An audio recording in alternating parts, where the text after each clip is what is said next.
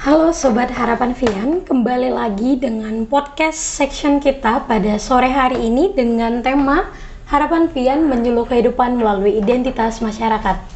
Dan kali ini special guest kita langsung dari teman-teman dari Mas Didin untuk yang akan menceritakan bagaimana sih Harapan Vian dari awal sampai akhir, terkhususnya di bagian dan informasi tentang identitas di masyarakat Yogyakarta. Untuk itu, inilah dia, Mas Didin. Halo Mas, Halo. selamat sore. Selamat sore. Oke, boleh kenalan dulu Mas ke kamera? Ya. Iya. Halo, aku Didin. Aku salah satu co-founder dari Harapan Vian. Gitu. Ya. Nah Mas, boleh diceritain nih, awal mulanya Harapan Vian sampai saat ini? Harapan Vian itu kita mulai inisiatifnya tahun 2018. Tetapi kalau dilihat dari lebih jauh lagi, kita bisa atau mungkin perlu berterima kasih sama satu komunitas namanya Safe Street Child Yogyakarta yang mulai proyeknya tahun 2011. Nah, waktu itu fokusnya ke kegiatan mengajar. Nah, tapi karena kita semakin kenal dengan teman-teman, kita tahu ternyata masalahnya nggak cuma pendidikan aja, sehingga tahun 2014 kita punya banyak isu yang kita tangani, kayak isu adminduk, terus isu kesehatan reproduksi dan sebagainya. Nah, Harapan Vian sendiri kita bangun sebagai sebuah organisasi yang lebih profesional, karena kalau sebelumnya basisnya kerelawanan, gitu sih. Singkatnya seperti itu. Nah, dan sore kali ini episode kita memang berfokus pada identitas kependudukan. Jadi, ternyata di Yogyakarta sendiri ada beberapa kasus yang dimana orang-orang ataupun masyarakat itu belum mempunyai identitas, betul ya Mas? Ya. Gitu. Dan Harapan Vian sebagai komunitas dan juga yang mewadahi untuk mengarahkan teman-teman dan membimbing bahkan untuk pembuatan identitas itu sendiri. Jadi awal banget mengurusi tentang identitas kependudukan ini di tahun berapa Mas mulainya? Tahun 2014. 2014, ya, begitu. Kira-kira seperti itu. Awalnya kita tidak punya kesadaran tentang masalah kependudukan. Lalu kemudian kita bertanya-tanya, kenapa banyak sekali anak-anak tetap di jalan, bagaimana anak-anak ini tidak bisa bersekolah dan sebagainya. Terus akhirnya kita bisa mengambil semacam pembelajaran ya, oh ternyata mereka tuh ada masalah terkait dengan adminduk itu, yang akhirnya nggak punya akses apapun. Akhirnya kita mulai. Tahun 2014 kita, karena kita nggak tahu apa-apa ya, kita nanya ke banyak LSM, kita pakai ke Dukcapil juga waktu itu. Tapi karena memang belum ada kesadaran secara umum, secara bersama, akhirnya tahun 2014 itu selama setahun hanya satu kasus yang didampingi. Dan walaupun berhasil ya, tapi itu butuh waktu 1 tahun. Dan apakah itu mulai dari anak-anak atau segala umur sampai saat ini? Awal anak-anak. Awal anak, karena di organisasi SSC kita kan fokusnya kan ngajar anak-anak ya. Nah, terus kita ngelihat lah yang paling dekat siapa. Nah, ada banyak anak-anak yang tidak memiliki adminduk waktu itu. Nah, terus karena kita juga masih relawan, akhirnya satu kasus yang kita dampingi sebagai semacam apa ya, pembelajaran buat kami juga sih, karena kita nggak tahu apa yang dilakukan. Nah, kami harus memetakan kira-kira caranya bagaimana untuk mengurus kasus seperti ini. Dan Dukcapil waktu itu belum seterbuka ini. Ketika kita mencoba konsultasi, kita diminta untuk melakukan hal-hal lain yang sebenarnya tidak sesuai dengan masalah si anak tersebut. Tapi persoalan yang lebih penting adalah penerimaan dari kampung. Itu butuh waktu bisa bertahun-tahun. Itu mungkin itu tidak dilihat sebagai sebuah proses ya, tapi bagi kami itu proses paling penting, justru karena kita ingin kelompok rentan ini bergabung dengan masyarakat, makanya masyarakat harus menerima dulu. Tapi karena ada stigma, ada diskriminasi, itu yang membuat proses ini jadi lebih lama, lebih panjang itu. Dan alasan-alasan mengapa belum punya identitas itu sendiri gimana Mas? Tadi katanya dari mulai anak-anak terus nanti menyebar kemana, dan biasanya alasannya apa aja? Iya, penyebab kali ya, bukan alasan ya. Penyebabnya kali ya. Jadi kenapa anak-anak ini bisa tidak memiliki adminduk? Satu, karena biasanya mereka lahir dari luar pernikahan resmi, atau di dalam pernikahan resmi tetapi ada semacam affair yang terjadi gitu. Jadi misalkan kayak A, seorang perempuan menikah resmi kemudian memiliki hubungan tidak resmi dengan si B dan lahirlah anak tersebut. Contohnya ya. Nah, dalam hukum si anak ini dia tuh anaknya A dengan pasangan resminya, tapi secara biologis dia anak A dan B. Nah, di sini persoalannya muncul. Terus yang kedua juga kita lihat ada permasalahan urbanisasi di mana orang-orang dari desa ke kota. Walaupun Yogyakarta itu bukan kota besar, tapi ternyata menjadi tujuan bagi orang-orang di sekitar Jawa Tengah atau bahkan di kayak Gunung Kidul dan sebagainya. Nah, mereka melakukan perpindahan secara fisik, mobilitas ke kota Yogyakarta, tapi mereka lupa mengurus mutasi kependudukan. Dan ada satu kejadian penting tahun 2009, 7 dan 2009, aku agak lupa ingat, di mana kita ada perubahan identitas yang dulu awalnya itu ya biasa gitu, belum terdigitalkan menjadi KTP digital. Nah, orang-orang harusnya balik ke kampungnya untuk melakukan perekaman baru gitu. Nah, orang-orang yang tidak melakukan perekaman dan dia mengesampingkan hal tersebut, dia akan kehilangan data di sistem informasi kependudukan. Ini jadi masalah paling besar yang kita dampingi ya. Yang ketiga transmigrasi. Transmigrasi juga jadi persoalan karena program ini kan program pemerintah, ya kan. Tetapi ternyata tidak diikuti dengan pendekatan yang cukup komprehensif. Ini program Kemensos ya. Kemensos banyak orang dikirim ke luar Pulau Jawa, tapi kadang-kadang datanya asal aja, tidak terekam dengan baik. Nah, ketika mereka misalkan ada kegagalan di daerah yang dituju, mereka balik ke Jawa tanpa mengurus mutasi lagi, akhirnya semuanya hilang, nggak ada. Jadi ada banyak sih. Atau juga misalkan yang baru-baru ini kita temui adalah teman-teman yang mengalami kekerasan. Mereka kabur dari rumah dan tidak membawa apapun.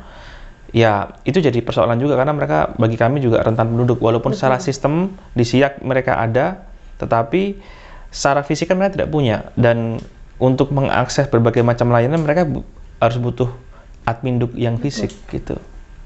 Ya. Jadi kira-kira banyak ya jadinya. Iya benar, jadi banyak gitu. Dan apakah hal ini yang memang sebetulnya teman-teman yang belum punya itu jadi susah dan jadi malas untuk mengurus itu karena hal-hal itu tadi? Nah, susah itu sebenarnya karena menurutku perspektif bahwa hak adminduk itu dilihat sebagai sebuah kewajiban. Jadi semua orang harus mengurus. Satu ya. Kalau orang nggak ngurus dianggapnya malas, dianggapnya tidak peduli atau apapun. Nah, ini perspektif yang menurut kami salah. Harusnya adminduk itu dilihat sebagai sebuah hak yang harus diberikan negara kepada setiap orang yang lahir di negara ini. Tahun 2016 menurut baseline penelitiannya Puskapa UI itu ada 40 juta anak gak punya adminduk. Banyak banget kan. Pertanyaan adalah kenapa tidak punya adminduk? Ya kan. Ini berarti kan masalahnya kan bukan masalah individu lagi kan. Ini masalah 40 juta orang waktu itu. Kok bisa bareng-bareng gitu pertanyaannya kan. Berarti ada permasalahan struktural yang terjadi. Harusnya negara ngelihat ini bukan sebagai kewajiban individu untuk membuat adminduk, tetapi sebagai hak. Gitu. Nah, apa yang dilakukan ya, negara harus turun ke masyarakat harusnya mereka membuka pintu-pintu supaya orang punya adminduk gitu. Kalau misalkan kita bisa menggunakan atau menjangkau lah, negara ini menjangkau penduduk dari tingkat paling bawah dari RT RW gitu, ketika ada seorang nggak punya adminduk dan kemudian dijangkau oleh RT dilaporkan gitu, harusnya kalau semua orang itu akan punya adminduk. Tapi permasalahannya kan nggak kesadaran itu nggak ada di situ. Dan pada akhirnya apakah masyarakat lain juga menemukan atau mencari harapan Vian untuk membantu mereka nya, Mas?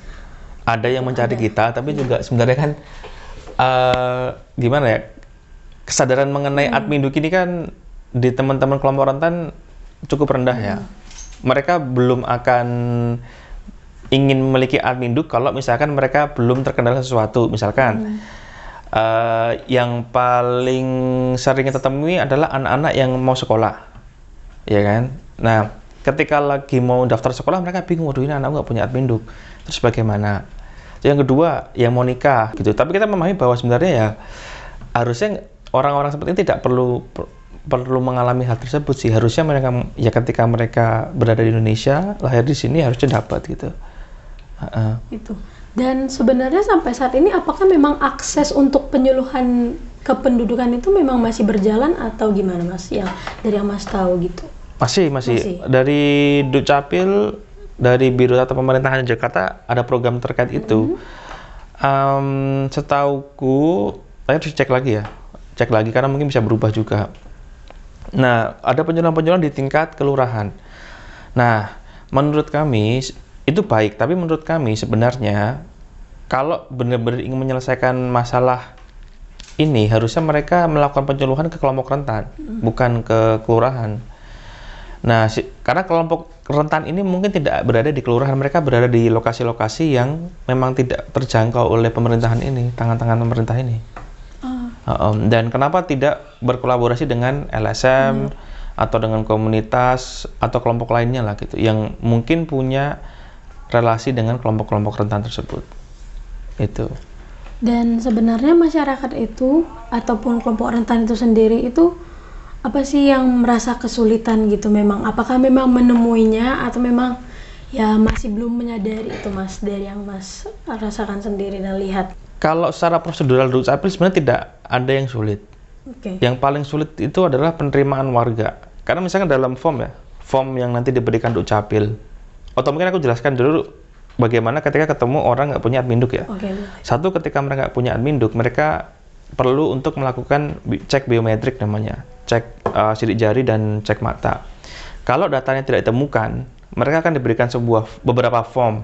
Nah, formnya tinggal diisi kan, gampang kan sebenarnya, selesai dikirimkan. Tetapi form tersebut itu memiliki sebuah konsekuensi, yaitu RT, RW, kelurahan itu harus mengizinkan orang tersebut menjadi warganya. Nah, ini yang kemudian menurut kami harusnya ini tuh yang dilihat haknya, bukan kewajiban gitu. Karena kalau kita ketemu dengan RT gitu, kita nanya, "Pak, ini boleh nggak nih ada orang kelompok rentan jadi warga di sini?" Yang dilihat adalah kewajibannya. Oh ya, kamu harus gotong royong, kamu harus bayar iuran, kamu harus tinggal di sini dulu berapa lama gitu kan, dan sebagainya. Ini namanya kewajiban. Makanya jadi sulit. Benar. Ada satu kasus yang kita dampingi juga tahun 2014 itu baru jadi 2021. Itu berarti butuh waktu sekitar 7 tahun ya. 7 tahun ya. Kendalanya bukan di Dukcapil, kendalanya di penerimaan warga. Dan ketika kita menyampaikan nih persoalan kami ke Dukcapil lepas tangan. Ini tergantung RT RW-nya yang memutuskan gitu. Dukcapil hanya sebatas memenuhi kewajiban mereka secara prosedural tadi, memberikan form, nanti ketika form diisi akan diberikan.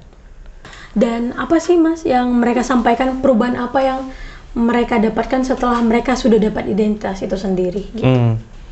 Sebagai contoh yang paling gampang ya, karena kami juga di isu kesehatan dan akses kesehatan, ketika mereka memiliki KTP atau identitas lainnya, ya langsung bisa mendaftar gitu. Terus yang kedua juga mereka akan dapat bantuan-bantuan sosial seperti jaminan kesehatan sosial, atau mungkin bahkan lebih jauh lagi mereka bisa dapat jaminan pendidikan daerah dan sebagainya.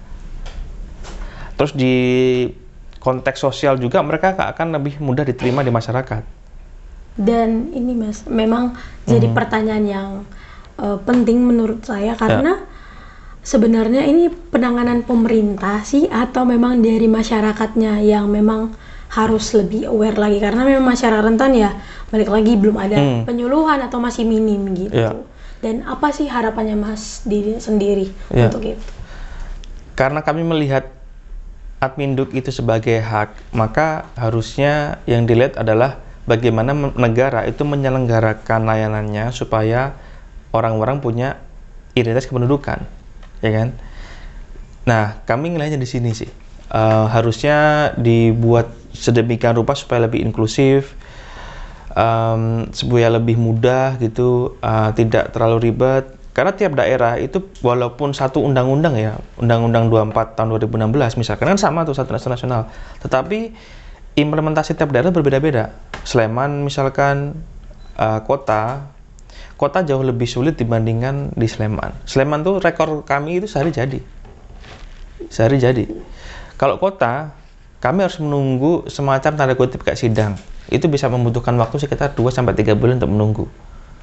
Itu makanya kasus-kasus Harapan Vian yang terakhir-terakhir ini kita lebih cenderung kalau memungkinkan teman-teman mengurusnya bukan di kota tapi di Sleman, Bantul gitu. Dan memang dari kota sendiri itu ada semacam bayangan ke depan bahwa kota akan cukup gemuk secara populasi, ditambah juga dengan pelaju kan. Nah, mereka merasa terbebani secara APBD untuk berbagai macam layanan lah, ya kan. Nah, terus akhirnya perpindahan penduduk dari luar ke kota itu sangat diperhatikan banget, terutama di aspek kelompok rentan ini. Oke, itu dari pembicaraan kita pada sore hari ini, para sahabat Harapan Vian. Semoga semua informasi dan semua cerita yang disampaikan oleh narasumber kita pada sore hari ini bisa menjadi bekal yang baik dan juga sumber inspirasi bagi semua. Akhir kata, inilah dia podcast Harapan Vian, dan inilah tentang menyeluruh kehidupan bersama masyarakat di Yogyakarta. Sekian dan terima kasih.